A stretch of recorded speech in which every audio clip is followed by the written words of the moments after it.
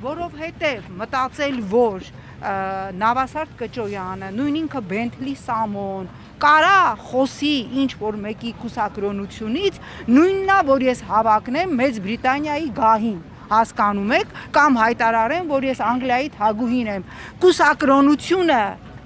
օրինապաշտությունը եւ նույն Նավասարդ Կճոյան and Company-ի դեպ ես այստեղ ցիտելու եմ Նիկոլ Փաշինյանին, հիշենք նույն ազգային ժողովի ամբիոնից Նիկոլի հայտարարությունները Նավասարդ Կճոյանի մասին։ Ես աշխատել եմ մի թերթում հայկական ժամանակում Նիկոլի հետ, որտեղ եթե կար 5 ղժալու պերսոնաժ, կներեք այդ բառիս համար, դրանցից մեկը Նավասարդ Կճոյանն էր, որին քնքշորեն հայկական ժամանակում մենք ասում էինք կճեպ։ Եվ ահա կճեպը Նավասարդ Կճոյանը վիձիծիլի Իրան իրավունքա վերապահում խոսել կուսակրոնության մասին։ Ես պնդում եմ, եթե եկեղեցու ներսում կան խնդիրներ, իսկ մենք պետք է լինենք անկեղծ եւ ընդունենք, որ այո, մեր եկեղեցում կան խնդիրներ, ես հետևում էի նախորդին Վատիկանում եւս խնդիրներ են առաջացել, որոշ կարդինալների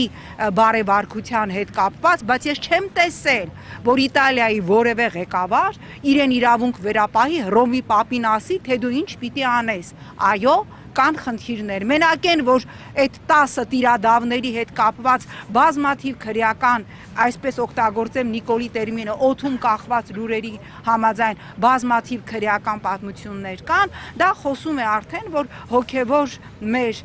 դասի մեջ կան խնդիրներ, բայց այդ խնդիրները ոչ ես իրավունք ունեմ քննարկելու,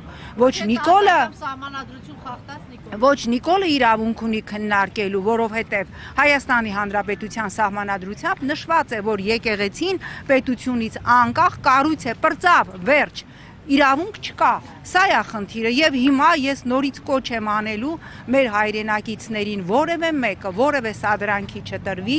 նույնիսկ եթե 10 տիրադավները կգան, որ մտնեն մասնակցելու եկեղեցական ժողովին եւ իբր իրենց падգամը փոխանցելու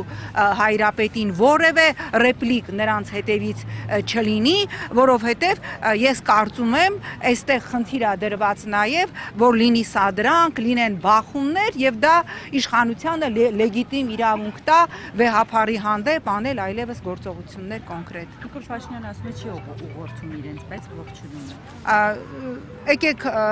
ինչ ասեմ, աբսուրդ է մեկնաբանել, հասկանալի է, չէ, որ արդեն տեսնում եք, այնտեղ արդեն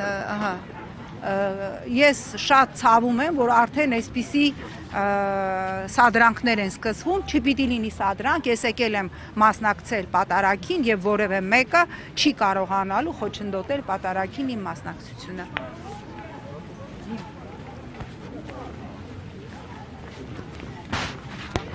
Հարգելի հետևորդներ, նշենք, որ զրուցում էինք հասարակական քաղաքական գործիչ Նաիրա Զոհրաբյանի հետ։